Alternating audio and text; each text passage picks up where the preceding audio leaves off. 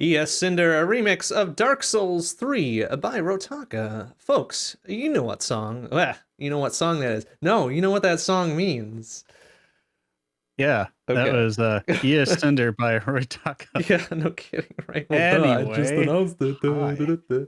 Yeah, I even Well, coached welcome to my. the first show of 2021. I'm going to take over from here because I can probably do it all right. Yeah, I had some caffeine. Welcome to Insert Credits, round 86. Please be better. please be better. Please be better. Please be better. Both this year and the people within this year, please be better. Yes. Everybody really needs to be better.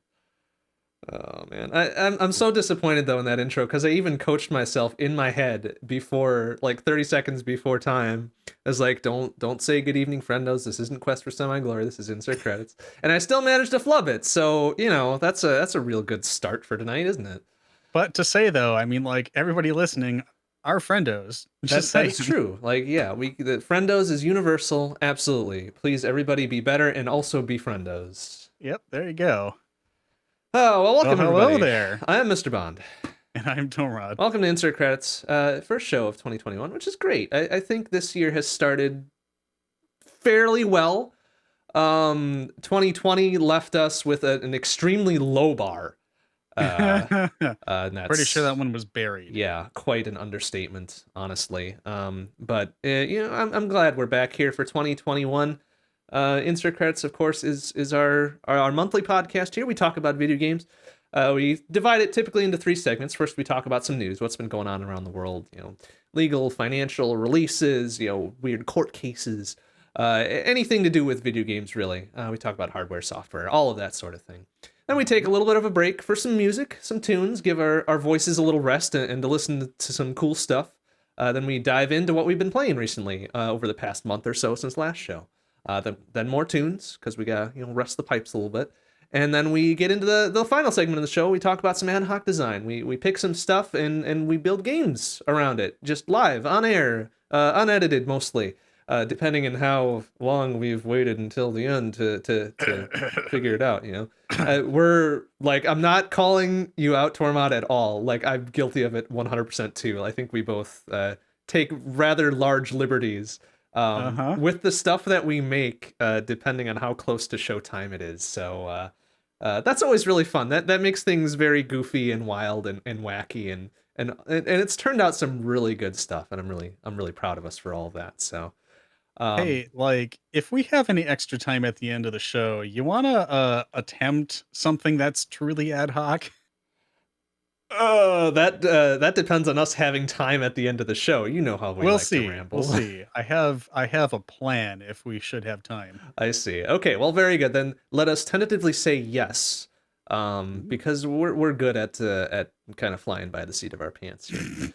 Welcome to us. Yeah, right. That was actually the opening of housekeeping. There is talking about what the show is. We're going to try to do that, I think, a little bit more often. Is just introduce the show to anybody who's coming on board, new and fresh, and to remind people who've maybe been listening to us for a while.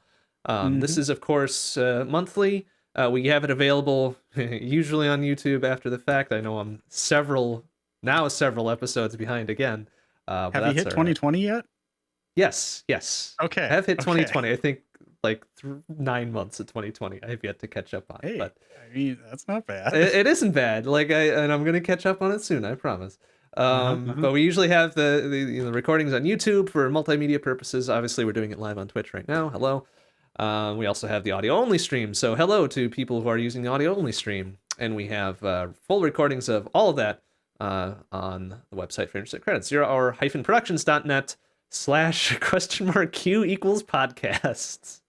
We'll get you to the Insert Credits page. I really should just set up another subdomain for it or something just to make that easier to say. But by the way, it's only one equal sign because your mixer decided that it was going to double up on that syllable that you said. Oh, that word, fantastic. Rather. Yeah, that's been happening more often as of late. I don't know why. I think that's only in Discord though, so nobody else might have heard that. I hope anyways. It's been happening on some of my streams too. So, and when I review my stream recordings, I don't hear the double. I actually have a very fun one since we're already getting off topic. I would like to play a very fun doubled up one for everybody because this happened Oh. in one of our Shmup book club sessions, and it was during a classic Bond noise, shall we say? Ah, So I'm excellent. gonna try to play this without like screwing up everything else because it's very short. But here's what happened. Okay.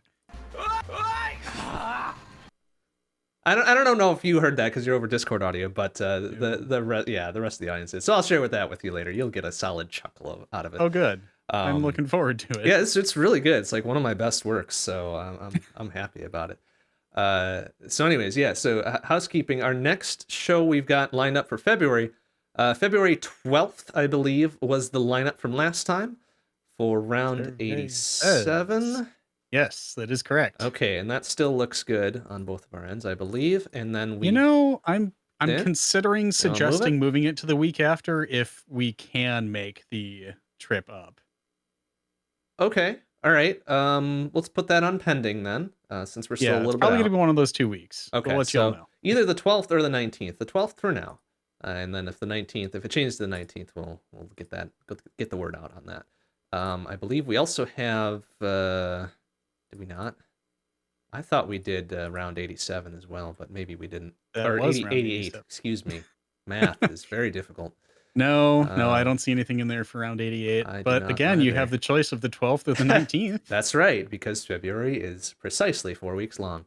Hey, okay, so you have your choice though. If you do it on the 12th, you do it before springing forward Right. and also St. Patrick's Day. So I mean, Is that right?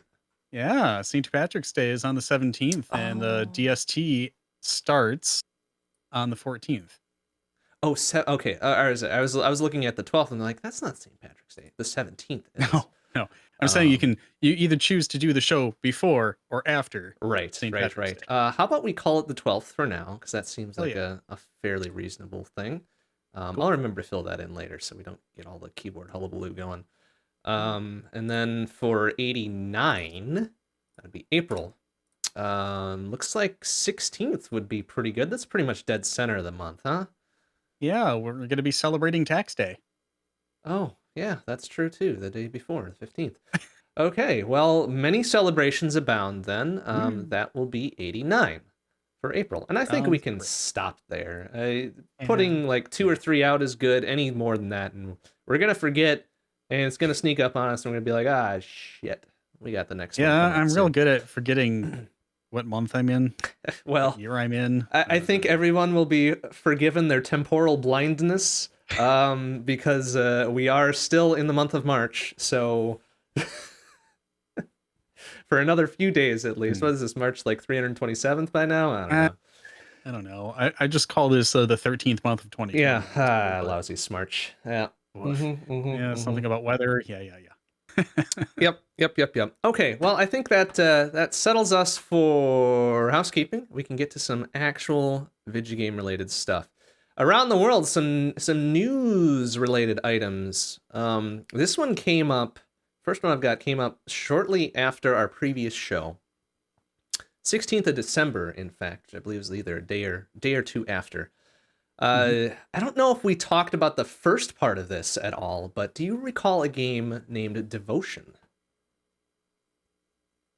I'm gonna Google it real quick. Okay, well, I will vocalize the description of it anyways. It was a very highly anticipated horror game from a Taiwanese game dev called Red Candle Games. It was originally released on Steam in February of 2019. And the reason this is noteworthy right now and back then was that it was pulled off of Steam because of incredible outrage and backlash for it including a placeholder asset, who knows if that's true or not, that allegedly mocked Chinese President Xi Jinping. And you know how very touchy the Chinese government is about mocking government officials. So there was a lot of pressure on the publisher at the time, IndieVent. They actually had their business license stripped because of this. And so the game was taken down off of Steam. And then just recently, this past month, December 2020, on the 16th, and I don't remember if it was the dev themselves or GOG, Good Old Games, had announced that Devotion was coming back and was going to be released on GOG. that was very quickly rescinded, like on the order of hours later that day. GOG came back and said, "Oh, never mind, it's not going up." Um, so that's weird. It speaks to a few different issues. I think obviously its initial pull from Steam in 2019, February 2019, is kind of like for Hmm. free speech grounds or whatever, and the lack of the the Chinese higher ups in taking a joke. But then again, this is a Taiwanese game dev, and Taiwan and China are not on real good terms. So China kind of flexing its muscle a little bit to take that down speaks to a few different problems. But I think we can all see where that's going. It's just kind of unfortunate because by most measures, or all the measures that we hear of anyways, for the brief time that it was up on Steam from February 2019, it was a fantastic game, very critically well received until that unfortunate asset was noticed. So kind of a bummer. You like to see like good games from good indie devs, be out there and flourish, but did not work out so well this time. But on happier news for game releases, the source code to a previously unreleased PSX game entitled Magic Castle was found by one of its original developers 20 years later, so very recently. And now it's released for free on the Internet Archive. You Heck can yeah. grab it, you can play it in an emulator. It was an ambitious title at the time, and the reason that was given for it not being released, back when it was originally conceived, was that Sony tried to convince the developers to drop it and work on a different project, and the developers said no. No, they wanted to release this project for whatever reasons, and I don't know the particulars of it. But it's really awesome to see something 20 years old now suddenly coming back and getting the play it probably deserves at this point. So very good. Magic Castle, look it up if you so choose and go take a peek. It's a rather ambitious, I believe, RPG style game. So you get to see some of the PlayStation 1's might being exercised in some pretty peculiar ways, as I recall reading about it. Unfortunately, we got to talk about more shutdowns. Minecraft Earth is going to be shut down on the 30th of June this year. That's unfortunate, but it does make a little bit of sense. Minecraft Earth was kind of the augmented reality foray into the kind of the Minecraft series here, and that's really hard to pull off because augmented reality requires being able to move around freely, and especially for Minecraft, being able to collaborate with other people in probably close quarters, which a pandemic short circuits pretty well. So apparently, Microsoft has decided, okay, well, we can't really keep this up with the pandemic the way it is, so they're shutting down the entire thing on the 30th. The one silver lining to this is that anybody who kind of bought into Minecraft or spent money on it or whatever will be receiving a free key to Bedrock Edition, kind of as compensation for this being shut down, which is, I think, is a very good move. Give them something a little bit in return for kind of believing and trusting in this particular product. For sure. That's unfortunate. Another shutdown that might not garner quite as much kind of hair is Netflix on 3DS and Wii U is also going to be shut down on the 30th of June. Oh shit. Yeah, That's gonna leave no Nintendo consoles able to have Netflix. right? Right now, Huh. it's funnier to me that that Wii U is getting shut down because I mean 3DS is still really big. It's huge and well, it's a well loved mobile platform and all that sort of mobile platform. Wii U is kind of like the odd one out always. Uh, and the idea that Netflix was still working on it is kind of it blows my mind a little bit that it was still there, but apparently it was, and now it's going away on the 30th of June this year. Unfortunate, I suppose. But as I recall, Netflix was still working on the Wii browser. Maybe not very recently, but like well after the Wii's shelf life. So, maybe this is just another nail in the Wii U's coffin. And it leaving 3DS, I guess, kind of makes sense because that's a platform that's very long in the tooth as well.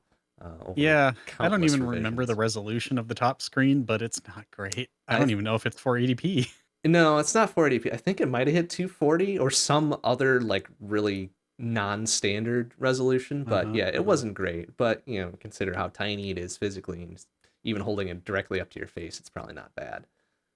But it's just funny. Like I don't, you know, if homebrew weren't such a four-letter word to Nintendo, this could probably continue on without much problem whatsoever. But Hmm. and Netflix ending official support for it. So oh well, into the bin it goes. Oh, Netflix. Slightly better news regarding an update to an older game. Axiom Verge was released 6 years ago already. Hmm.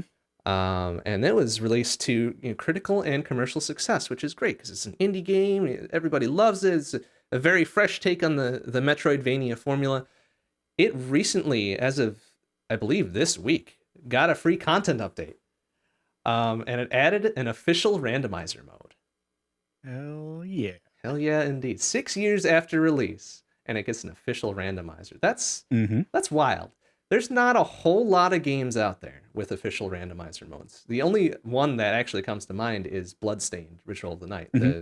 the big Igavania one backed by Iga himself, right? So that's interesting. That's cool to see. The developer behind Axiom Verge, Tom Happ, actually started working on Axiom Verge 2 very shortly after the release of Axiom Verge 1. So that's still in the pipeline too, which is awesome. And the fact that he managed to slip a randomizer into the original now, 6 years after the fact, is pretty cool. You love to see it. You genuinely Heck love yeah. to see it. I know people like to say that in the veins of sarcasm, but you love to see it. Okay, Yeah. that's all the news I got for this time around. How about you? All right. My turn. So, as you may remember from last time, I've been embarking on an adventure to get modern, very modern AMD hardware. And as you know, the 5000 series CPUs were released in November, and later that month, the 6000 series GPUs. And yeah, so I somehow got a 5800X pretty early on. That's what's in the PC that's actually driving this everything right now on my side. And it's great. It's very cool. It boosts to fantastic speeds. Single core performance is really high and things like that. I ended up going down from 12 to 8 cores and 16 threads, but so far the performance is better. So that's cool. Um I did the morning of release pre-order a 5950X from B&H and got there before pre-orders closed Okay. and just got an email saying that I'll probably get mine in June. Okay. I ended up ordering another one just to see what would possibly show up from Walmart, and they had it marked as a back order for a month before they just canceled it outright a few days ago. So right now, I have no idea when I'm going to get a 5950X or if it's even worth it. But I keep telling myself, well, why not? This is the last possible best CPU I can get on this platform. Because after this, we're moving to AM5. Like, there's nothing else that's going to be on Mm-hmm. AM4. Mm-hmm. So I'm going to wait. Mm, yeah, we're going to see how things go. But it was even more difficult to get any 6000 series GPUs. Like, I tried. I tried so much. I was in Discords. I ended up following all these different Telegram channels, like now in stock.net and things like that. Just nothing. Eventually, a website that the botters weren't following, Newegg Business, um, well, they posted to 6800 and I ended up getting it and didn't really have a whole lot of time. So I just kind of left it sit in a box. I intended to install it alongside the 3090 to see how much I can make this power supply cry. Um, but I left it sit and I tried ordering 6900 XT a couple times. Every time I ended up getting within minutes the oops, we don't actually have any stock, sorry, from Newegg. A couple days ago, not even a couple days ago, we'll say about a week ago now, ended up seeing a listing courtesy of Saxon on Newegg's website for a model that had just been released. Like that was the first time it was listed. It was the first factory overclocked card that didn't use the reference board design that was a hybrid cooled card. Hmm. Okay. And I managed to get one, shockingly. Like I went through on the iOS app, which I highly recommend if you have an iPhone, because if you find something on Newegg, you can just push Apple Pay and it just does the whole transaction in one step. So you don't have to go through the checkout process and Sure, all that sure, other sure. stuff. So I was able to do that, and I have it next to me because it's really blingy because it's an Asus card, and it's this. It's very RGB, Of course. very RGB. Naturally. Um, but yeah, at some point that's going to go in my case. I already have a 360 mil radiator in there for my CPU.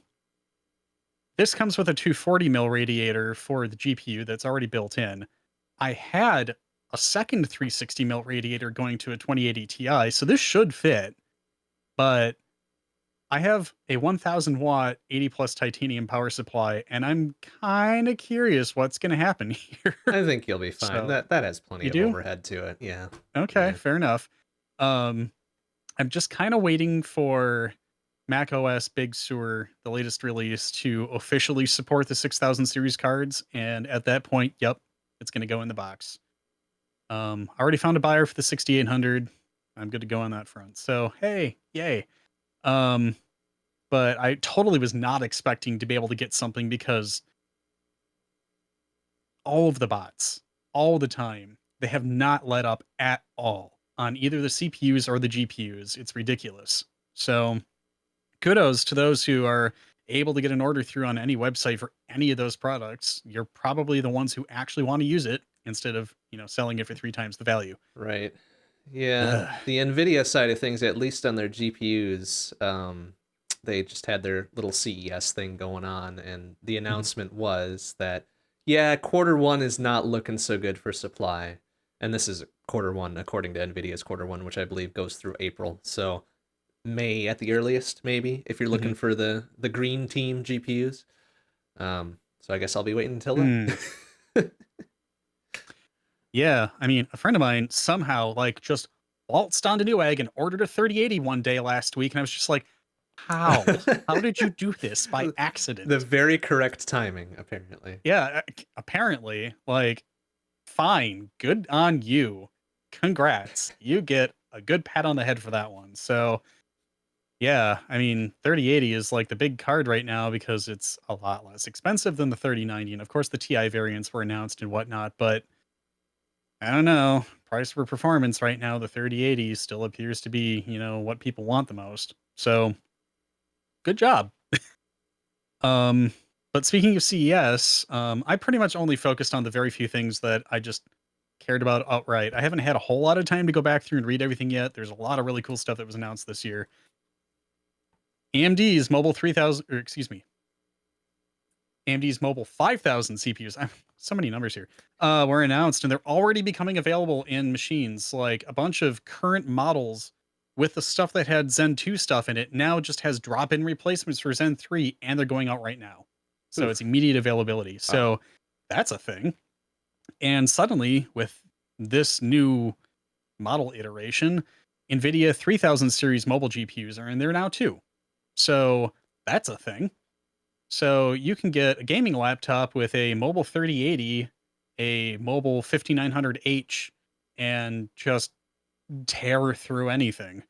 Um, if you want one, the prices are actually fairly reasonable. And finally, this time, they're allowing AMD laptops from this generation to have screens that go higher than 1080p.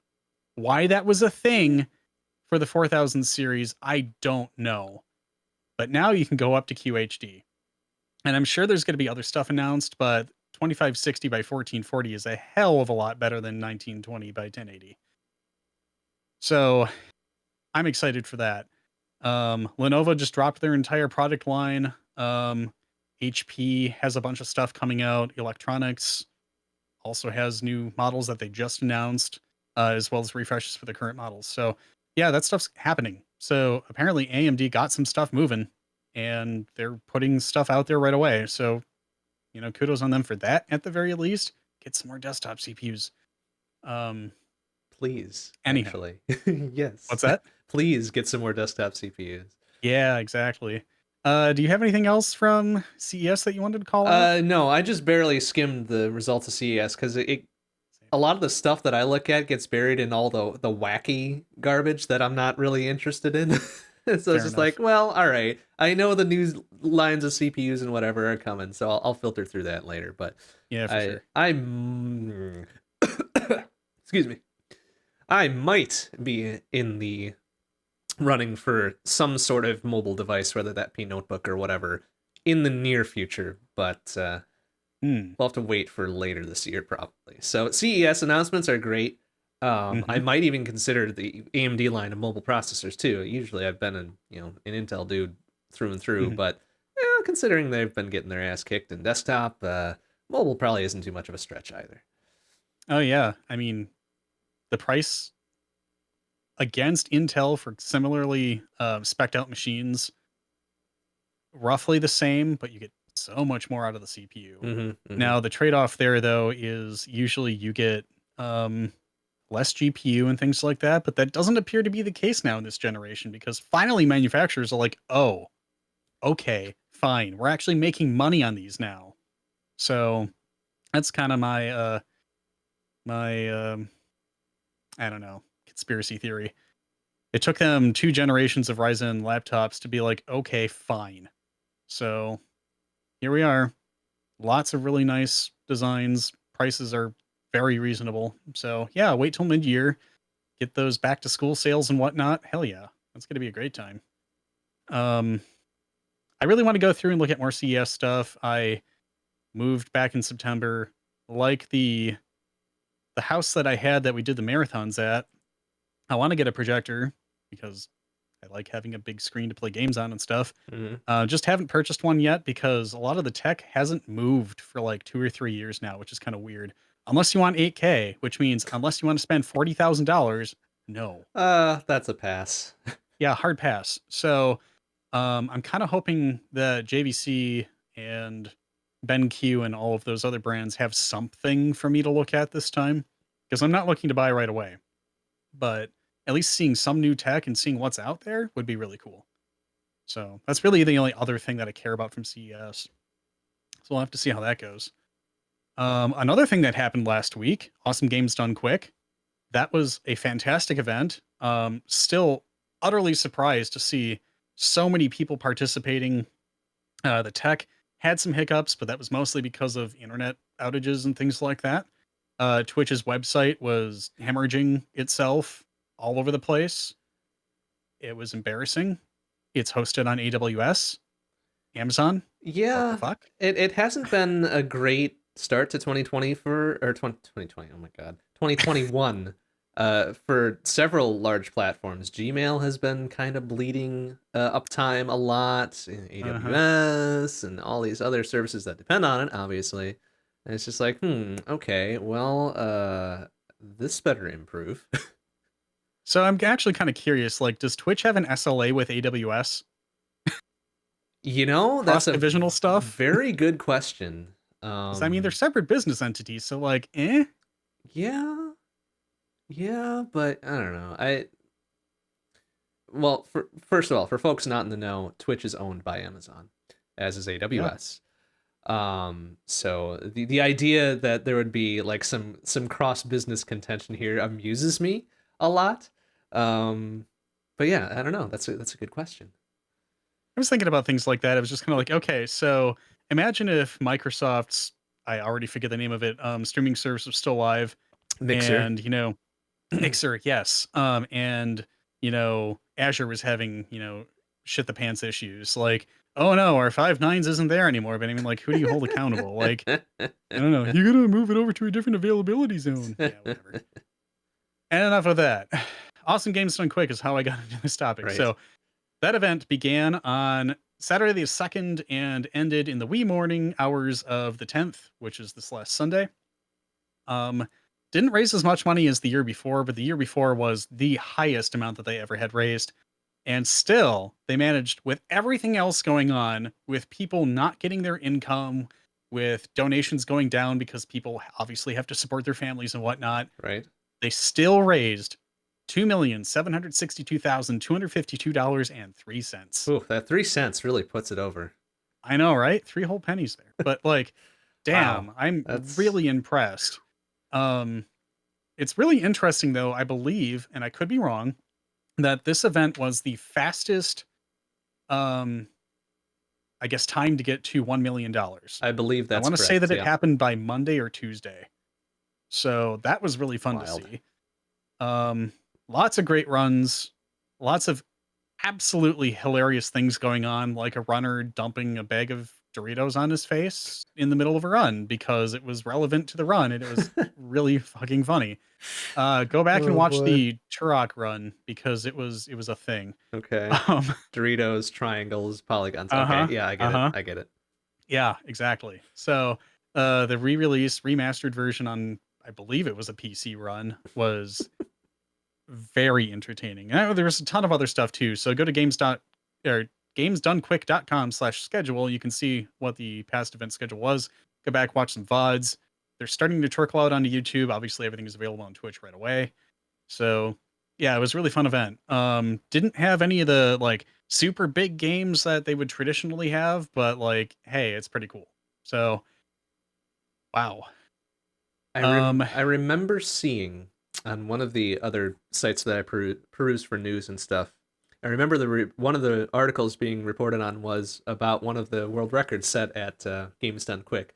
So yes. that's always cool to see. I think like you think of these events as like very very nerdy, very like not necessarily niche at this point, but very Mhm. focused on the audience that they're focused on. And to see kind of more wider publications kind of pick up the news of this is very heartening. It Absolutely. gives me a Yeah. little smile and makes me believe in humanity just that much more.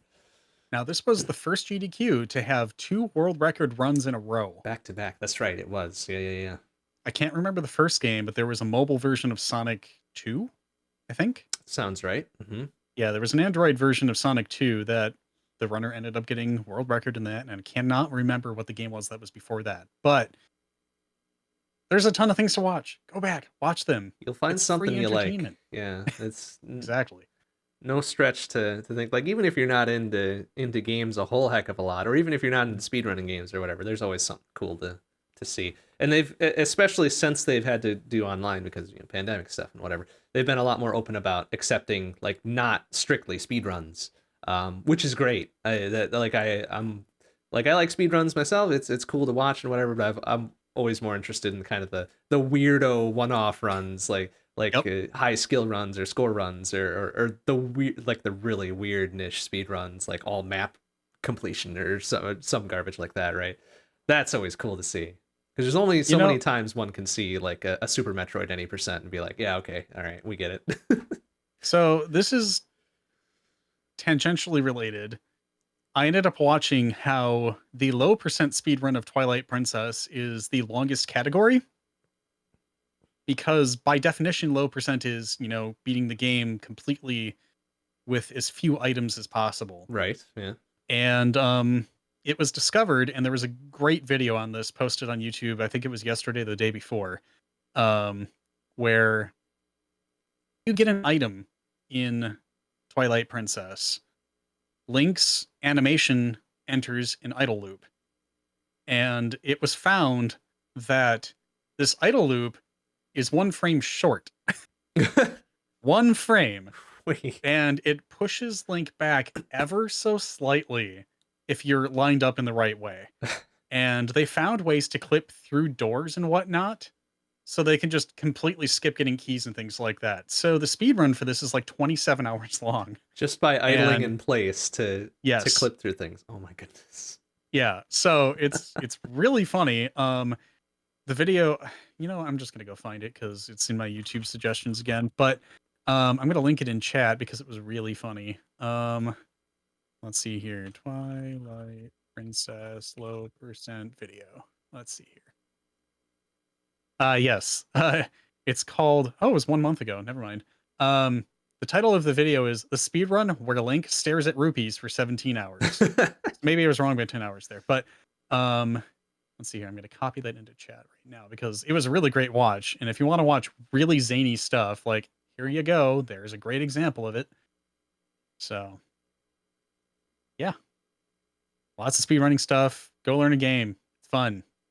Maybe you can run your own things in GDQ in the future, like Mr. Bond.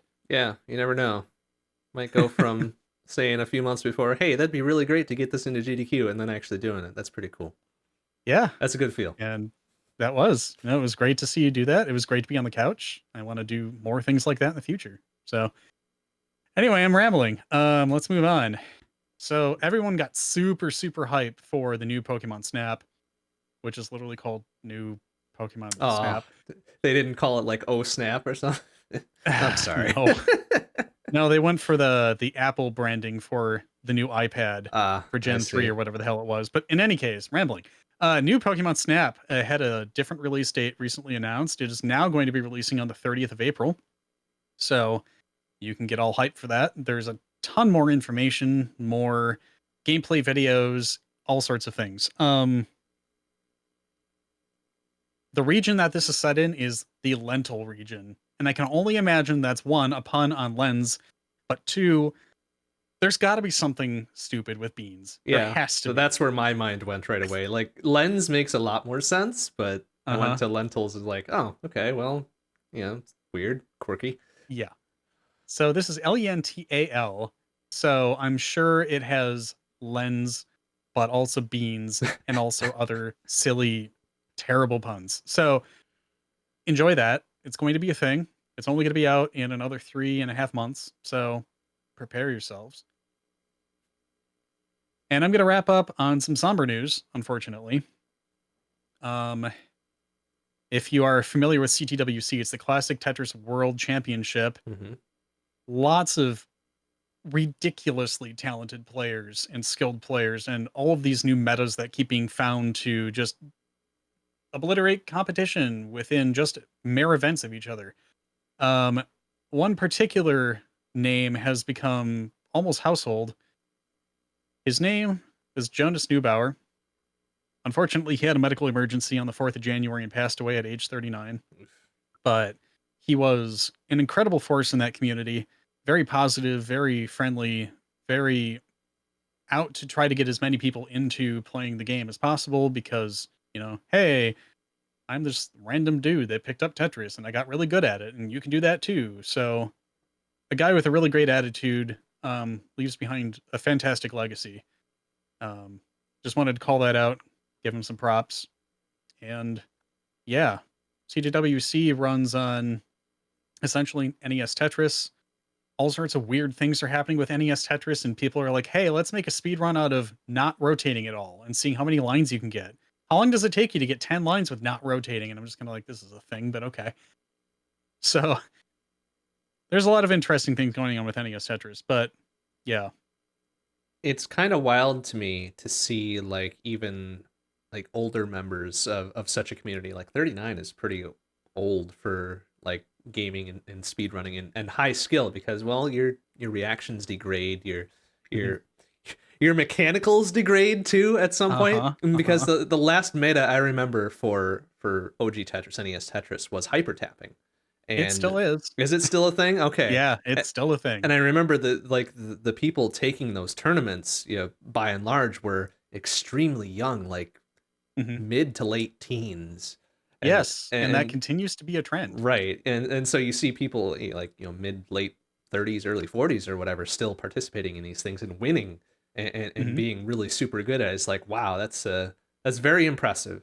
Um when I reach that age, I am not going to be the top of the game at anything. So, props to everybody who is. So what's this about you taking Cactus World record in the next 6 to 7 years? What? No. I will happily be second and or third, depending on the category. Fair enough. But well, I suppose that's all I have for news. You want me to kick off the the first music section? Yes, if you could, please. All right. Well, I've got three in a row here. So we'll start with Run by Michael Hudak from The Legend of Zelda Breath of the Wild, followed by Tactile Snowfall by Rexy from Sonic the Hedgehog, and wrapping up with Amaranth's Night Ride by Paper Co- Coelacanth, I Coelacanth. believe. Sure. Coelacanth. Coelacanth. Yeah, coelacanth. Fine. Vowels. How do they work? from Final Fantasy IX.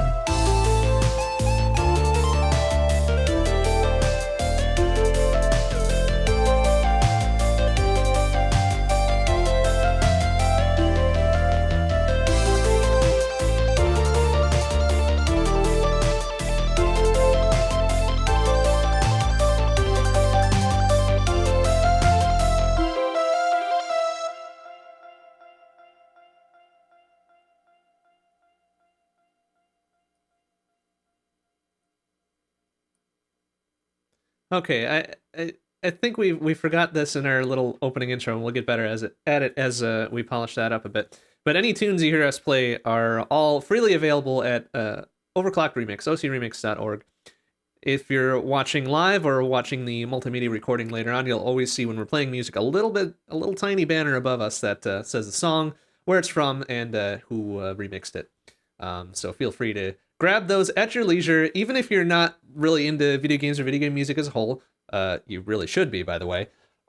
There's tons of stuff out there, a huge array of styles, huge array of genres. You'll find something you like orchestral and vocal and jazz and piano and glitchy stuff and all sorts of fun things. So head on over to ocremix.org and grab the stuff that you like, or grab it all. Like you're gonna like at least a little bit of it. Okay, so here we are into segment 2 of the evening. What we've been playing since last time. Obviously, the turn of the year has been kind of stressful, as has been the past year as a whole. But I hope we've been able to put aside some time to play some games and have some fun. I played one game. Okay, that's good. One is infinitely better than none. Yeah. So a couple nights ago, I ended up starting at Vlad's request Pokemon Mystery Dungeon Explorers of Sky. It is a DS release. Fired that up on Desmume and had a pretty good time. It wasn't what I was expecting, but it's good for the first 2 chapters that I played. So I'm going to be heading into chapter 3 next time I boot it up. But yeah, so far so good. I'm starting to put feelers out there for just what kinds of things I should do when I return to streaming myself. So it's kind of looking, let's see here what the most recent poll results are. When I looked earlier, it was people suggesting that I play Fire Emblem Three Houses, which is the recent Switch release. But survey literally says, ooh, it's a tie. It's a tie between Octopath Traveler and Fire Emblem Three Houses right now. So we'll see how that goes. I'm leaving it up for an entire week. So I'll actually retweet that now just to get some more visibility. But anyway, definitely looking forward to getting back into JRPGs. Certainly Tetris as well. So I have a whole lot of stuff I want to do with the stream before I really start going back to doing the stream stuff. So I played a game. So what's the opposing thing to Explorers of Sky? Don't they usually release them in pairs, even the little side ones? So that in particular, it's kind of, I'm told, it's kind of like the third release in a generation. So it's like the best one that comes out after the first 2. Let me actually look it up here. I mean, you don't really have like Pokemon Red and Blue or Silver Right. and Gold. Like it's what is it, Explorers of Sky, and I can't even think of what would be a fitting opposite to that. Sky and Earth, maybe. So apparently it was Explorers of Time and Explorers of Darkness. Okay, yeah. So this one is the sister game to those 2 in the same Oh, generation. it's part of the trip. Okay, I get you. All right. Yeah. So it's kind of like, Ruby and Sapphire, and then Emerald came out later. Right. And it was like the deluxe version of Gen 3. So Right. Red and Blue, that's and what I'm then told this one yellow. is. You get a Pikachu. Right. Exactly. Yep. Okay, I get you. All right. Well, I've been playing regular stuff, I guess. Finally done with Spelunky 2. Well, done is a loaded term, but done streaming Spelunky 2 for the time being, at the very least. It was one of my longest running single games to be streaming all at once. Made it up to 26 sessions. Wow. Which is about, let's see, 26 times 2.5, so 50-ish hours on stream. It might hold the record currently for my longest running series by number of sessions. By total time, I believe La Milana or La Milana 2 still takes that one. For good reason, Yeah. in fact. But finally done with that. We got through like the normal route, the normal ending, and all that. Like a couple sessions before the very end, and then we took another couple extra sessions to search things out and spoil myself on some of the more obscure things, which was fun and cool. We'll probably still play that off stream because there's still so much to do and so many unique and funny deaths to experience, I'm sure. So that will be a persistent favorite of mine. It's a very mean game, but it's like 95% of it is your fault. The other 5% is like, okay, there's no way I couldn't have avoided that. Like, come on. But after Spelunky 2, we started up on Return of the Obra Dinn, which is it's a very interestingly genred game.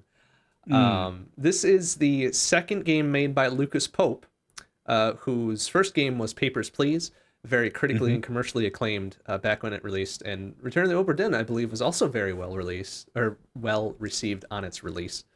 You play as an insurance investigator for the East India Company, investigating the return of a cargo ship.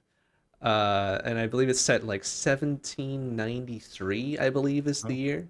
So yeah, very, very old timey, very, very cool. And you're tasked with figuring out what happened to the 60 people on the ship via the use of kind of a weird little like memory look back pocket watch thing where you can see certain memories of the people aboard.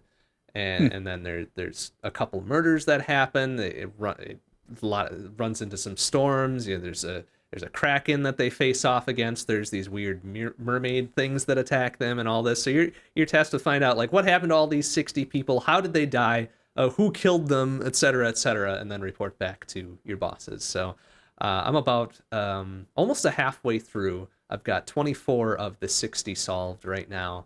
Cool. And it's a very neat little puzzly game experience. So question, if you don't mind. Yeah, no, of course. Are the memories guaranteed to be accurate? Yes. Okay. Yes. You walk around in the memory as if it had occurred while you were standing there, but you get a very small slice of actually overall what's going on. Okay. So and it's like they don't say a lot of each other's names, so you have to identify who these people were based on what you see in the memories and a couple like little art sketches in a book that you're provided, as well as some info on the ship, like what the crew manifest was, who all was along for the ride, what different parts of the ship are. So you're supposed to establish relationships between these people to kind of suss out who they are, and then you watch the memories to see how they died, and then you kind of have to deduce a lot of the other missing stuff that you're not like straight up given. It's very tough. It's very difficult because I mean I like me a thinky game every now and again, but this is like wow, all right. Not quite La Mulana levels of thinky, but it's a very different type of thinky usually that I go for. But it's very fun, and I'm looking forward to playing more of it in the next week or so. Other than that, Shmup Book Club, we started a couple new shmups for this month and this quarter. The monthly is Gaia Res for the Sega Genesis. A very interesting shmup that you can get. You get different weapons by absorbing different enemies. And you get different like powers of those weapons as you absorb more and more enemies. But other than that, a pretty straightforward side scroller. Very fun, very fun. I might go back to it this coming week. The quarterly is Parsec 47, a freeware. Free as in beer. You can go out and download it and play it legally. And it's we were talking about this the other night as we were playing it on this past Thursday. It's programmed in D. And like, apparently the creator behind this has done a whole lot of other kind of weird and quirky shmups in D as well. And it's kind of got this very like arcadey vector-y feel. Like the old Battlezone games in the arcade was vector based rather than raster based. And it's a very interesting aesthetic. The sound design is excellent. The music's great. The sound effects are great. You can tell what's going on just by kind of listening to it. And it's also procedurally generated. So the enemy formations that you square off against are different every time. The bullet patterns that they give off are different every time.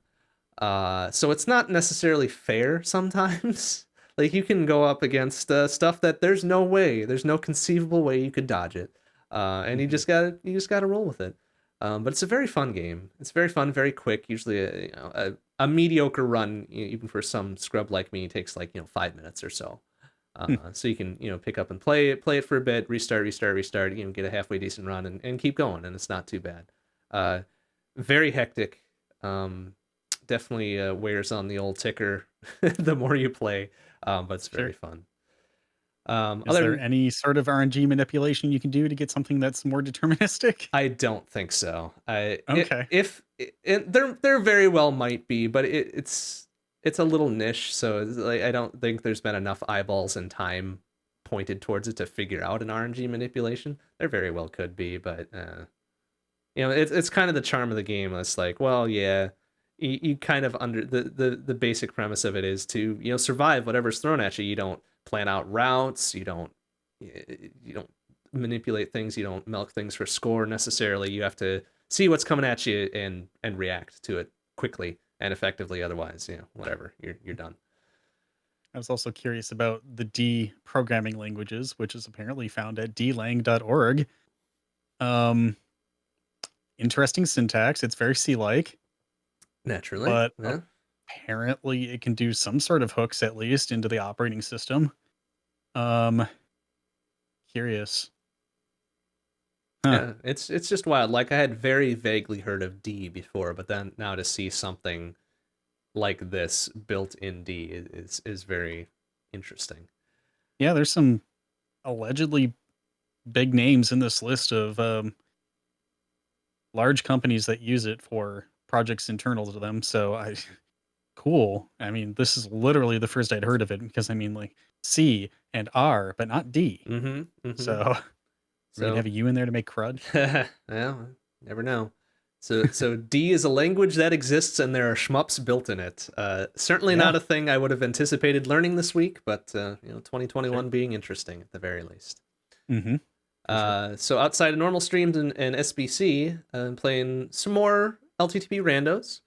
I really focus around Key Sanity and Crystal Rando now because it's just enough interesting spice that weird and fun things can happen.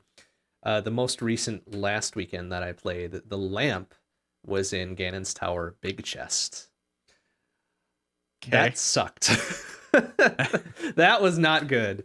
I've been trying to practice a little bit more with some of the dark rooms so I don't have to rely on it as much, but then finding it in Ganon's Tower in the Big Chest of all places was like, come on. Come on, why you gotta taunt me like that? Yeah. On my Sunday night streams where I do long plays, I pick up games that I've streamed in the past before. I've started to play more Noita now, and I'm ashamed, I guess, is the emotion I'm gonna point towards. I'm ashamed to say that I have not secured a win in Noita just yet, despite having played it for a very long time. I'm going to chalk that up to my aggressive play style and not staying out of fungal caverns. A second zone, later zone off kind of the main area that is quite a bit more difficult, but can yield very good rewards. So never not go to fungal caverns is, that's the correct amount of negatives. It better be anyways, is what I'm fond of saying whenever I play the game. Nice. There's been a few odds and ends in between. I play a little bit of Doom 2 every now and again with some proc gen levels just for funsies, easy to pick up and just blast through a little bit. I've been playing a little bit more Risk of Rain 2 on the side as well. Excellent game, excellent game. I guess something I should have announced for news. Spelunky 2 very quietly released their online multiplayer for PC in the past week or two. And supposedly it's very, very good. So I would be open to trying that with any interested parties, should they choose to get the game. That could be fun. Yeah. You find new and creative ways to fall into spikes. Or kill you. Because I'm good at that too. Or both. Why stop at one death? Why not make it two? Exactly. But that's about all I got for on the gaming front. A few other odds and ends that I'm sure are slipping my mind, but they are what they be. So on to Toonski's Part 2 here. I've got a triad for people here. First, starting off with a remix from Super 3D Noah's Ark entitled For Sacrifice by The Bitter Roost. Then a remix from Mega Man X entitled Run for Hope by Jay Mabate. And then finally, a remix from Celeste entitled Small Steps, Just Breathe by Eminator.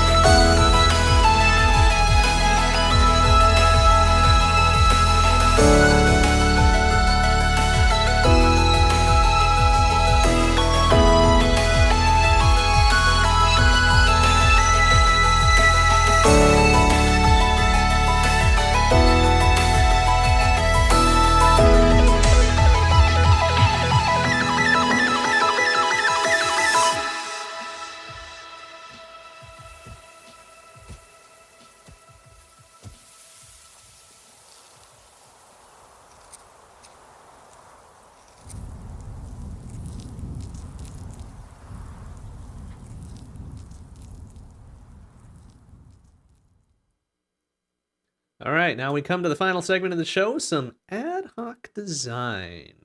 Mm-hmm. So, in true form, as what we were talking about at the very beginning of the show, these get rather interesting, depending on the time constraints we have upon us, either self-inflicted or otherwise.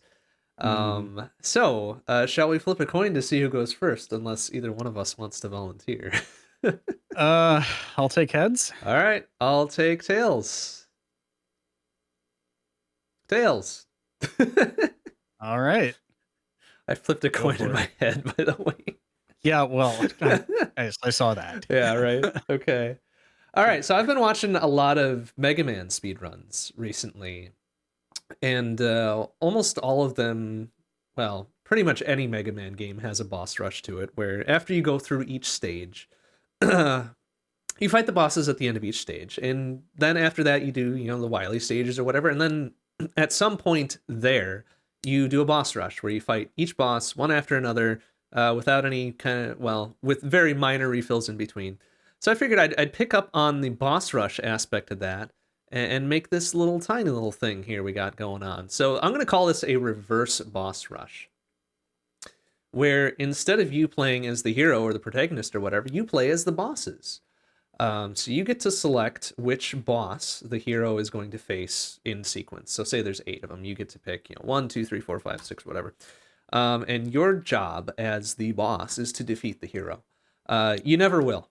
You never will. You're graded on, you're scored on rather, on how long you can hold out before the hero ultimately defeats you. And at the end, when the hero does finally defeat you, they get your power, like a Mega Man game, right? And then you pick the next boss and the next boss and so on. After all that's kind of taken care of, after you go through all the normal bosses, then there's another boss rush after that, where you get to pick, say half the amount of bosses to come back and fight the hero again. Except you as the boss are now more powered up than before. The hero has all the weapons at their disposal, but you are have like double health or something to fight the hero. And it's at this point where there are no refills for the hero in between, and this is the part of the game where you can actually win. So if you do manage to defeat the hero in this secondary rush here, you win the game. Congrats. Have a bonus for how many bosses you have remaining on your side and all that. However, if the hero makes it through that secondary boss rush, there's a final boss that you get to go with, that you get to control certain parts of to defeat the hero in, and then you're scored and graded accordingly. And that's where you can ultimately lose. If the hero gets through, the normal bosses and then the boss rush and then the final boss at the end and beats you, game over. Try again, please. But that's about it. I didn't want to do something overly complicated with this. I think the comparison to Mega Man is pretty well understood, even for people who aren't very deep into the video game scene. You got the whole Brady Bunch selection screen, and you go with that, right? I choose Ellis. Right, exactly. And so that's what I got. A little reverse boss rush, in the sense that you are the bosses fighting the hero instead of being the hero fighting bosses. I dig it.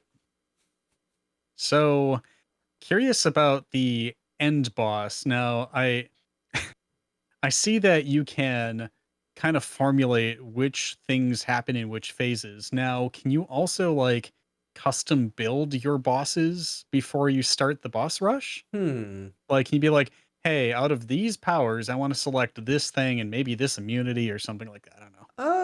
I can see that happening. I might simplify it a little bit and say, hey, give me more health at the cost of movement speed, or give me more jump height at the cost of your weapon strength or something like that, rather than changing up immunities. Because by the time you get to the secondary boss rush there, the hero already has all of the weapons. So being able to select maybe an immunity isn't terribly useful.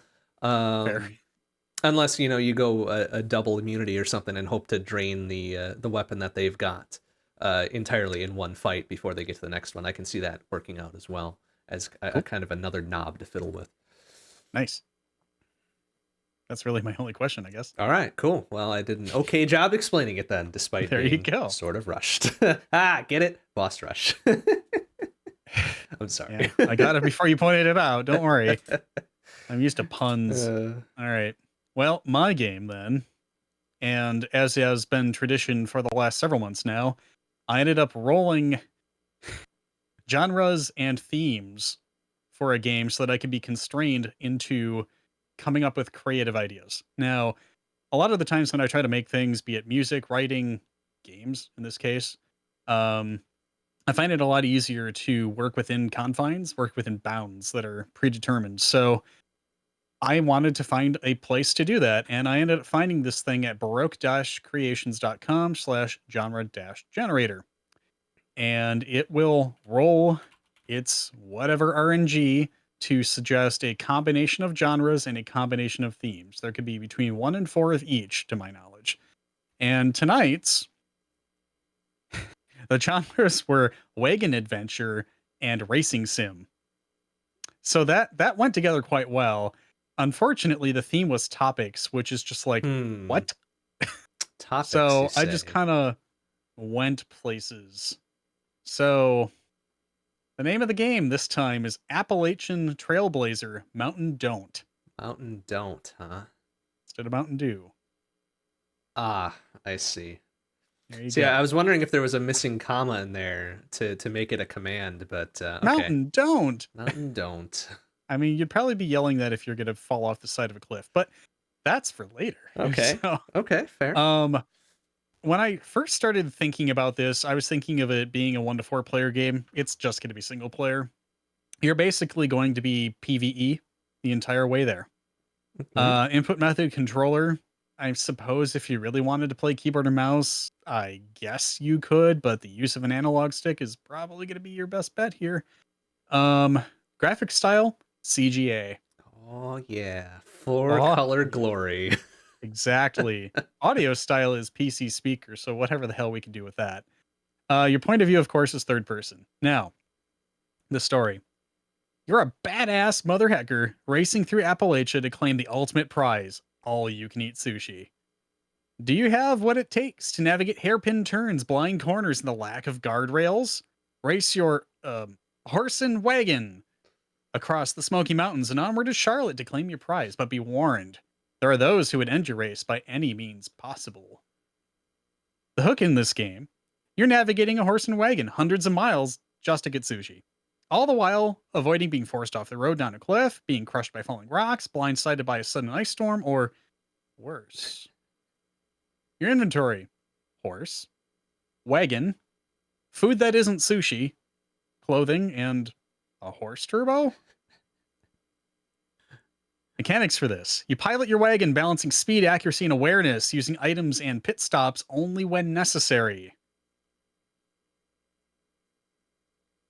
Consider this like Desert Bus, except mountain wagon. Your objective is to get the sush. Desert bus, but not, what is it, 12 hours of dull or 8 hours Yeah, or where you something? have to actually pay attention so that you don't like drive off the road Right? and end your game. Like literal one-to-one time passing of ugh. Uh-huh. Given that this is like, I don't know, about 400 miles, it's gonna take some time. You're gonna have to determine, hey, where's a safe place to sleep, and where are some good areas for us to refuel, so to say. Things like that. People are gonna catch on because you're the only person with a horse and wagon doing this thing. They're gonna try to come up in their Camaros, taking those hairpin turns and just knock you off the side of the mountain. It's gonna happen. You're gonna have to be prepared for it. So Horse bumpers. so wait, this isn't set in ye old timey times where Oh everybody's got a no. horse and wagon. You're just the one with the horse and the wagon, and everybody No, else you is lost a bet. modern times. Oh, I see. Okay, So I see. yeah. Interesting. Yep. Here's where we're at with this one. So that covers all of the requirements for this, with the exception of topics. I tried to be as varied as possible to have more than one topic. So that was my interpretation of that. I see. Okay. Tell me more about this horse turbo. So literally a device you bolt onto the side of your horse, and it just happens to be horse turbo. I mean, like, it's a turbocharger. Like, the horse is going to start making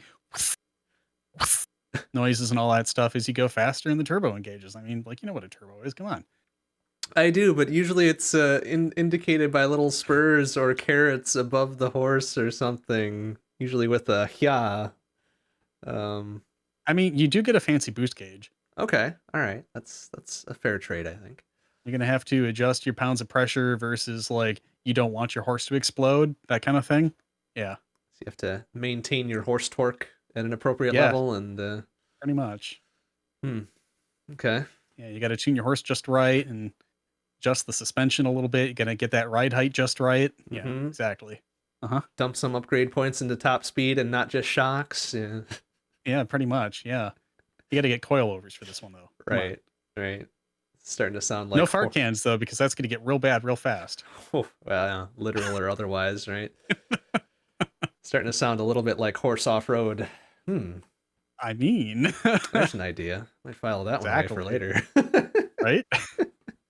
It's going to be the quality of, like, oh shit. There was a game at GDQ, at SGDQ, that was this really terrible 3D kart racer that was just broken, and like you could find really bizarre ways to get checkpoints and whatnot, and you're just not driving the track at all. And yeah, I don't know what it was.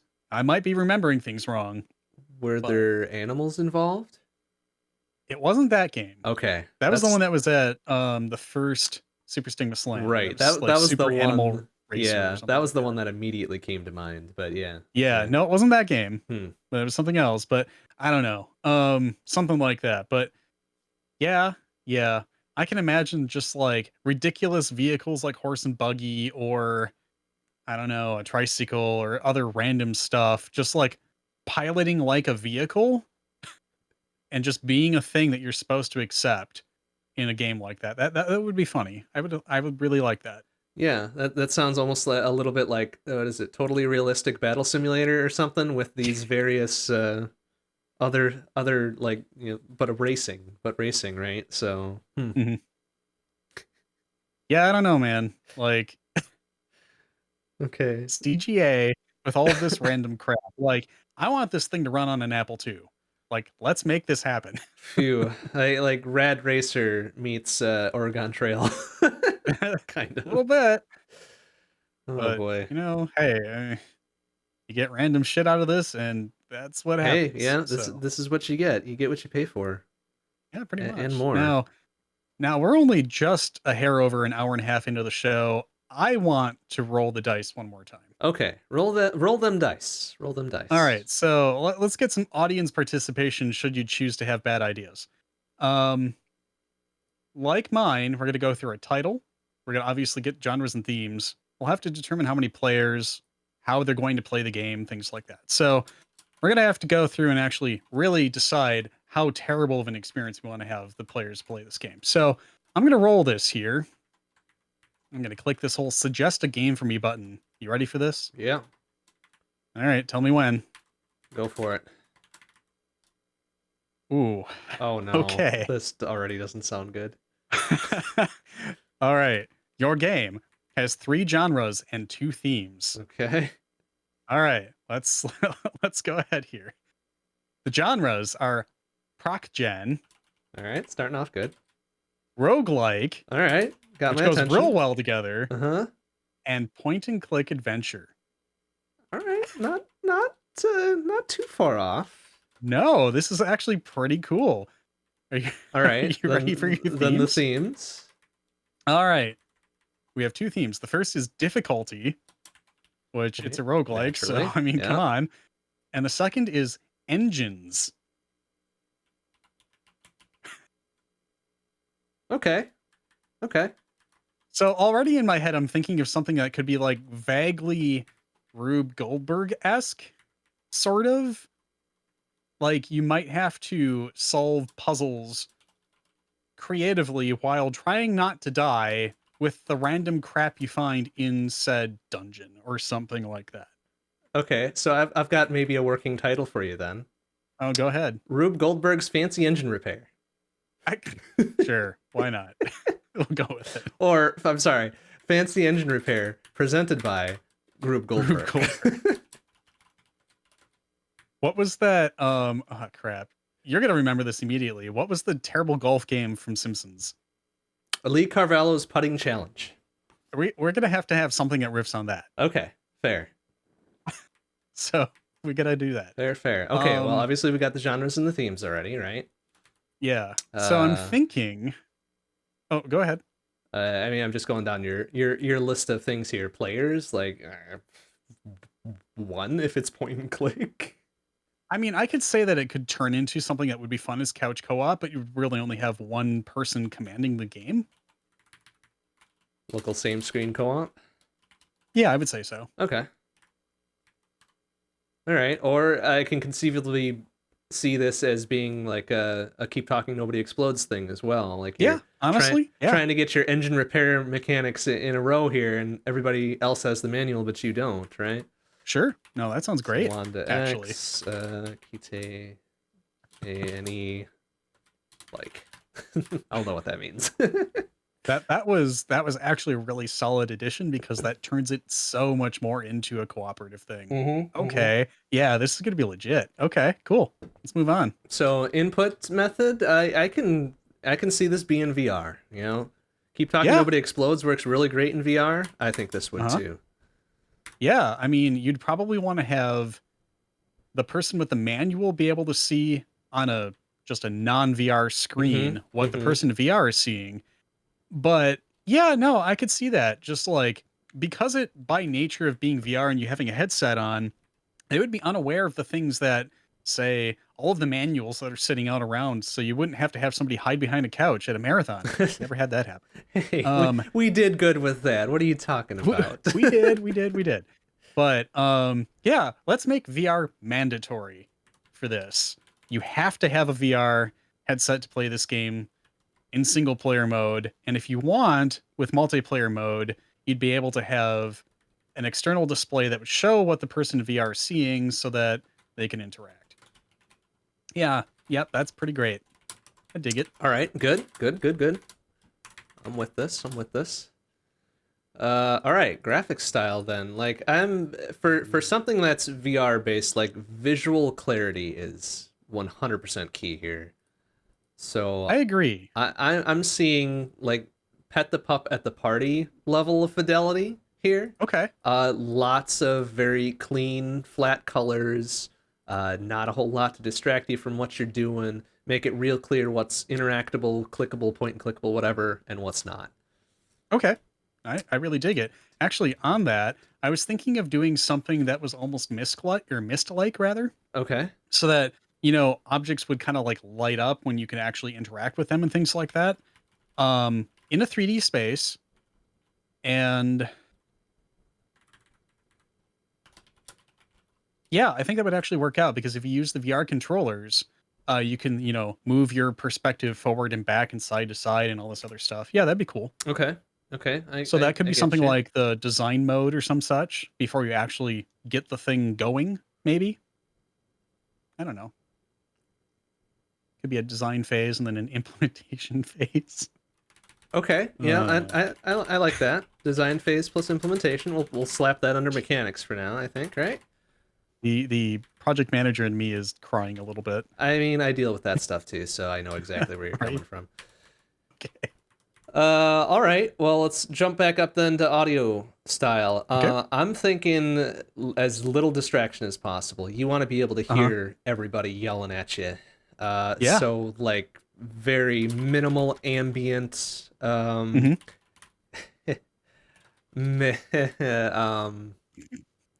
Like how Fleet Farm smells, but audio. All right, I gotta go get me some overalls. All right, if that's a good way to describe it, I don't know. That might be very regional to describe. No, it. I know exactly what you're talking about, and that's a little scary. Like going in there and just having that musty smell. Like you have animal feed mixed with candy, mixed with gardening supplies, so you have that petrichor smell from all the soil and everything. Yeah, and, geez. yeah. like Wow. like the one I always went to, they had the new tires by the entrances, so you got that very Uh, strong rubber smell, I and gotcha. then Yeah. the mix started settling in as you went into the store itself. Great. So yeah, Sounds like a Fleet Farm smells. right. Good So enough. for those who maybe are not fully into the Midwestern region, Fleet Farm is kind of like a general store, a very much like a general store. Like they sell everything maybe except like serious groceries. Although the one I have been to had groceries They in it have too. groceries. So yeah, Yeah. it's really like a general store, maybe focused more around rural stuff. Like you can get your horse feed, your pet food, your clothes, your tools, your electricals, your building supplies. Like it's got everything. Yeah, no, Um, it really does. yeah. So Midwestern General Store, Fleet Farm, or Farm and Fleet, depending on which brother held the territory you currently Right. resided in. So, for whatever reason, like I cannot get the Menards jingle out of my head now. I can't remember anything about Fleet Farm commercials, but I can certainly remember the stupid Menards jingle. I mean, yeah, that's true. Now I When can't you either. So shop thanks. Menards. Anyway, Save big money at Menards. there you go. The Yep. old classic one. Yeah. Yep. All right. So audio style, that's good. I like it. Yep. So point of view, VR for the active player or mechanic, I guess, right? And then I mean I struggle to describe how the point of view for the non-active players. Like would they be able to see anything that's going on in game? Maybe they could look at it like an inventory screen or something, or Yeah, I can see that. okay. Just to remind the player what they have left Okay. that they can use. Or They the might be able to like change the angle at which they can see like, hey, you got something approaching at your 3 o'clock or something like that. okay, yeah, yeah, yeah. For like, yeah, inventory or maybe the results of the design phase that we're gonna get to later on, Yeah, right? absolutely. All I right. would think that you would want the manual slash helper player to be able to pan the camera but not move. So you'd be stuck where the VR player was in the 3D space, but you'd be able to look around and behind you and up and things like that. Okay. Okay. Just to like be able to see, okay, yeah, there's things approaching. You have this weird outcropping that you could use as a support, that kind of thing. More of like a passive VR for other players, Mhm. right? Sure, sure. Treat it like Minecraft, except you can't move. Maybe. Stuck in place. I guess that. Yeah, exactly. Mhm. Okay. Yeah, yeah, I get you. I get you. Oh boy, the story. Hmm. Hmm. All right. So we have elements. Obviously, we have roguelikes. It's proc gen, which they go hand in hand. Point and click, we already covered. Um, so stories here. So how do we get in this place? And why are we trying to get these puzzles? And why are people trying to kill us? Or creatures or whatever. Are we mechanics for the mob? Maybe. And we gotta do this quick, otherwise they'll and bring in the next one. Okay, so funny you should mention. So Uh-oh. I was introduced to a really interesting podcast lately. It's fiction, it's episodic based, obviously, it's serialized, but it's called We Fix Space Junk. And it's Okay. kind of like that, actually. Like you are, for the lack of a better way to describe it, in indentured servitude to this mega conglomerate because you had to take a loan out and suddenly you owe like 3,500% on this loan and you work for them until you pay it off and you'll never pay it off because that's their model. Right, right, But right. you're forced to go on these random missions with random parts to do random things. And if you don't do it, of course, you get killed. But it just kind of reminded me of that. And was just like, huh. So I'm actually going to plug that real quick here because it's actually really good. Um, do, do, do, do, do. We fix space junk. Is that what it was called? Yeah, I'm gonna post a link in chat real quick here. Okay, Not okay. the apple.com one. So there you go. We fix space junk. Go check it out. Like if you like the aura of what this game emanates, I think you would really like that podcast. Also Bruce Miss, for those of you who are diehard fans. Ah, right. That's a thing in that show. Bruce Smith. Anyway. Okay, gotcha. All right. Well, like it sounds like the well, I don't know. This might work better as the hook rather than the story. You need to fix car engines for the mob, Or something. or some other organization. Who knows? No, you're a fixer for the mob. Ah, I get There's it. the pun. I get it. There you go. There's the hook. Yeah. You're a fixer for the mob. QED. Exactly, but literally fixes Right. things. That's exactly the point. That's what we said. All right, inventory then. I mean, various manipulation tools, right? You need to get your way into and out of this engine. I'd say that like you would have clothing that has pockets and belt loops and stuff like that. You know, you're an actual repair person. Right? Come on. Actual mechanic clothes. Like you'd have a gigantifuck pipe wrench. You would have perhaps a staple gun. Obviously you would have a mallet, maybe some hammers. You'd have fasteners. Nail gun, hammers for defense. You'd have some spanners if you're ever placed in America. Right. Of course you would need metric and imperial. Let's think here. What other common things would you need? Box cutter. Box Certainly. cutter. You'd need some sort of lubricant, right? Of course. Roto McGirder. I can dig it. Lubricant. Blinker fluid, yes. Also blinker fluid. Light bulbs of various shapes and/or sizes. So now wait, we need fuses then too. Are we focusing around the engine repair aspect or like generalized repair? Everything. Okay. All of the above. Then I'm going to change fancy engine repair presented by Rube Goldberg to fancy repair. There you go. By Rube Goldberg. Okay. No, it could be fancy engine repair and more. Ah, even better. I don't know. Yeah, no, that's good. That's good. Let's keep it like a nice, long, memorable title. There you go.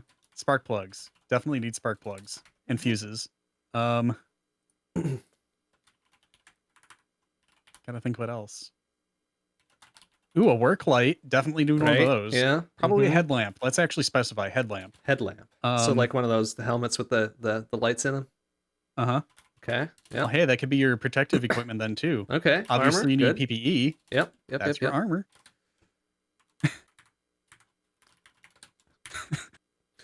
All right. I'm having way too much fun with this.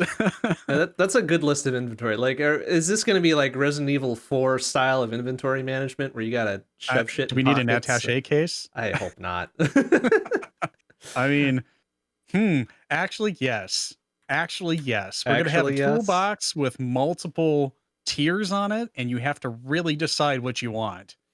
So you have some inventory slots on your body as you find more repair person's clothing. Yes. Okay, so like one of them large wheelable toolbox cabinet thingies that you gotta push around. Sure. Okay, so we start with the basic toolbox with no locks. It has tiny little casters on it, and it has hair in one of the wheels, so it hardly moves well. Okay. So eventually you'll find some lubricant or some bearings or whatever to make it better. You'll probably find an upgrade where you can put some actual fat tires on that thing and actually move it around. Okay. That'd be a good addition. Like maybe is it missing a wheel as well, perhaps? So it's real unstable to try to move around? You gotta find Let's think of the shopping carts that are at Fleet Farm. Okay, yeah, like that. Yeah, you always get the one with the real jank-ass wheel and... Exactly. All right. Okay. So that's the shit you start with. Like you have a work shirt with like one single uh chest pocket, I guess. You have a couple pens and your safety glasses and maybe a hat, and that's the shit you get to start. And you find more as you go because of all of the other previous repair people who died.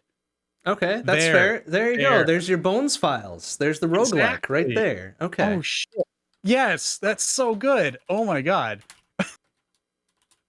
Accidentally making good mechanics in this. Oh, mechanics. So that's a Mechanics. pun. I get you. Yeah, yeah, yeah. Oh shit. Mechanics for mechanics and other people. Love it. That's real great. Okay. Okay. Well, all right. So we had this initial entry in the mechanics subhead here of a Uh-huh. design phase and an implementation phase. We just Mm-hmm. added the whole bones files thing to get stuff from mechanics that came before you, right? Uh-huh. Is there any other mechanics we need to put in here? Oh Uh boy. Hopefully not, because otherwise it'd say you died. A new mechanic would have to come in. I suppose, right? Yeah. Only there can be only one. Hey, maybe you could have a call for help though. Maybe. I don't know. Where you're oh shit. No, that's a great idea. So, Okay. okay, imagine that you have to call engineering to get some help, and that's like your phone a friend for the person reading the manual. And that's a skill that you can have a cooldown on. Oh shit. Call into car talk. Car talk. Oh boy. That's fucking awesome. Oh no. Okay. This is getting more and more ridiculous, which is exactly what it needs. Yep. Yep. Oh shit.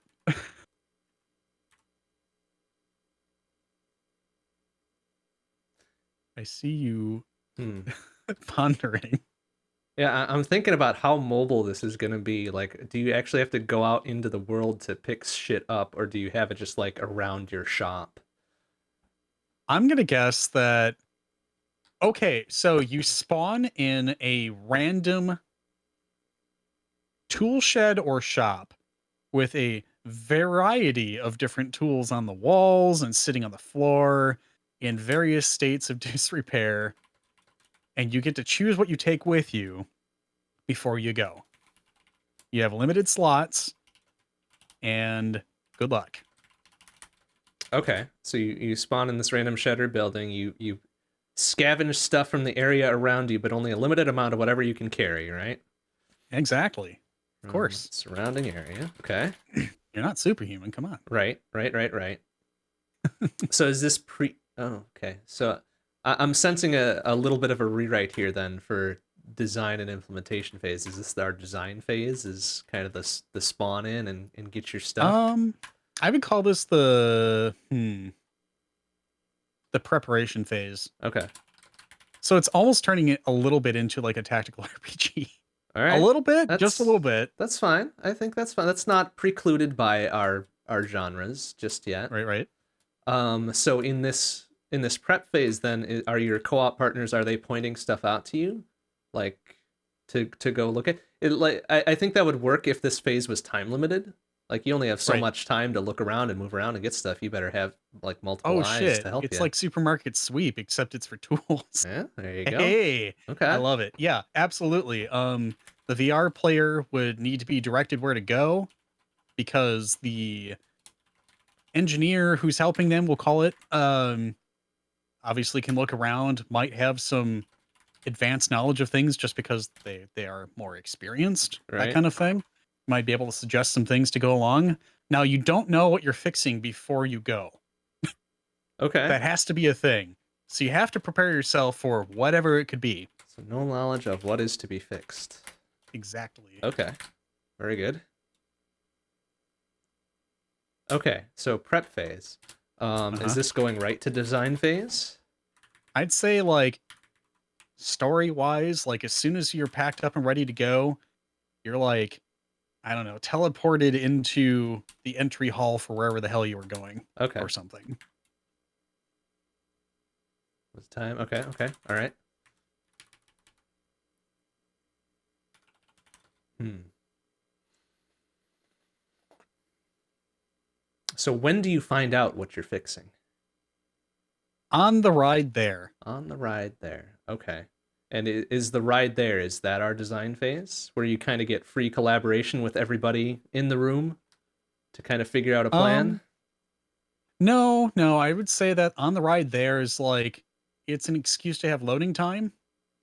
So the game will load the assets in the background for the area that you go in to do the repairs and all that stuff. But Okay. once you're there, you're allowed a minute or two to look around, see what the issue is, because I mean the directions might not be super specific. So you might have to go and actually see, oh, hey, this bundle of whatever the hell it used to be is melted. Oops, we need to replace this big thing in this mechanism or something. So you'd have a little bit of time to like take in the environment. Okay. And then the design phase would start immediately after. And we can assume that whoever's there is hostile.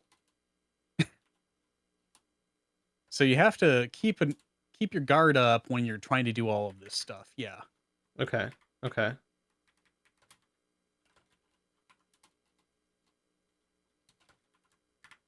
Weird indentation. I'll fix that later. Okay.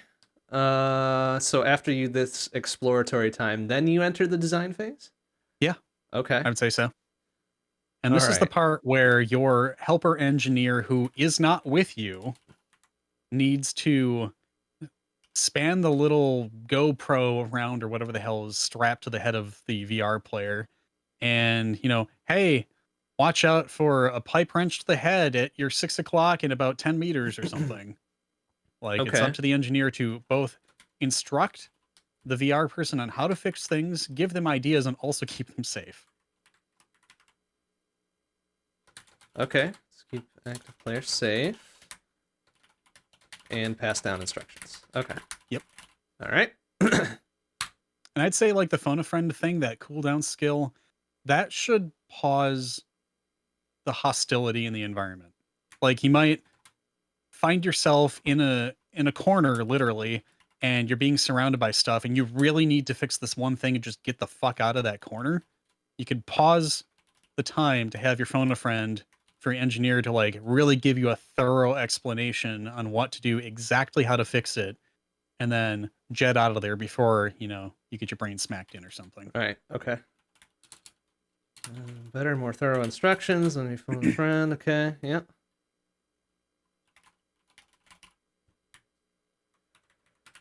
Okay. So what what's the end of this phase? Like what, or is this the end of it? Like is here you are, So, fix this shit and don't die. yeah, basically you probably have like 10 to 15 minutes depending on the complexity of the puzzle to do what you think is the fix. And once you're done, you can say I'm done with the design phase or the timer runs out Okay. and it just goes. And you get to see if you win or not. I see. Okay. So this is the run bit of the incredible machine. Yes, Okay. exactly. Run phase. Okay. See if what you fixed works. Also, chat has a great idea there. Yes, your tools can fail. They can break. They can do all sorts of stupid stuff. I mean, you found random junk in a shed and you took it with you as tools. Like, if you don't find anything better, you're just going to have to work with what you got. Tools can break. Okay. Jerry rig. Jam. Definitely a Etc. thing.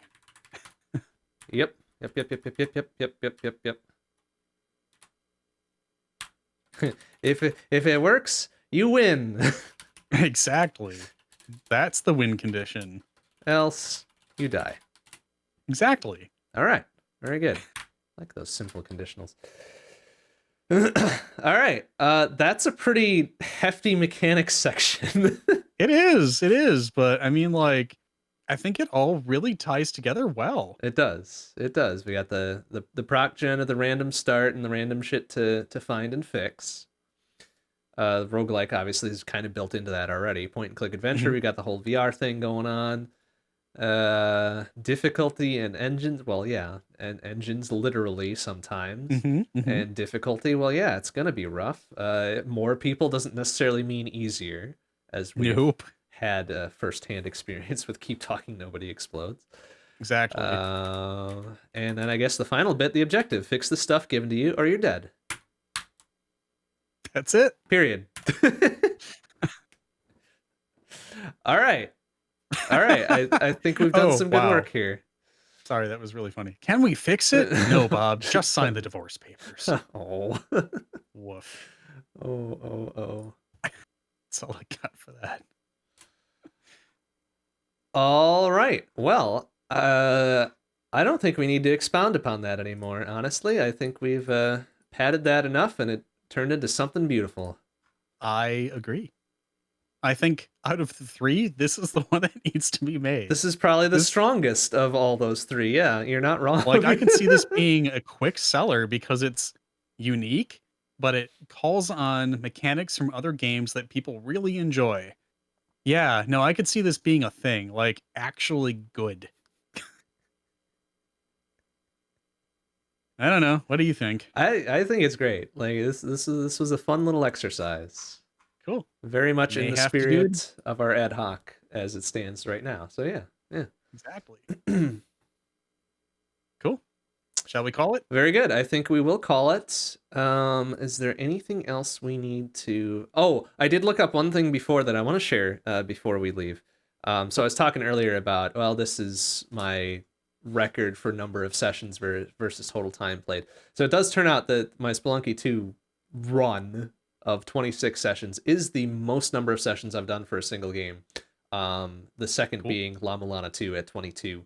But La Mulana 2 at 22 vastly outstrips the amount of time. So I was correct in my assessment of that earlier. I had to look it up in between. Awesome. All right. Well, with that, I think we are coming to the end of Insert Credits Round 86. Please do better. So with that, I'm MrBond. And I'm Tormod. We'll leave you with our typical closing track, a remix from Mario Kart Wii entitled Wind in Your Hair by Overclocked University. Good night, everybody.